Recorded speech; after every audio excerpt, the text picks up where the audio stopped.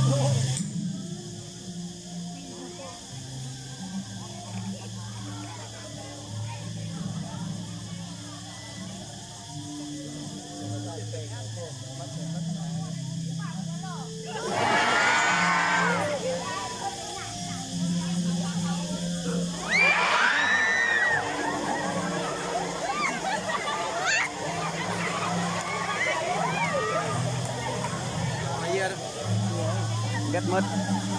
เสร็จโจรแล้วบัดนี้อาจารย์ไปฉากไว้ในตำแหน่งไทยละ ซึ่งนี่ก็คือผลที่ตามมาของยาเสพติดที่เราต้องอยู่ตัวคนเดียวครอบครัวลำบากสังคมรังเกียจขาดสติเสียอนาคตดังคำควรที่ว่ายาเสพติดเป็นภัยต่อชีวิตเป็นพิษต่อสังคมผู้เสพตายผู้ขายติดคุกผู้ทุกข์ใจแมนพ่อแม่จบละ ขอเข้าใจ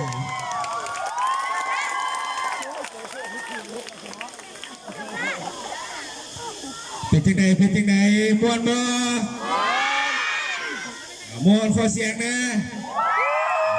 ท่านประธานเป็นการแสดงละครบทสะท้อนครับ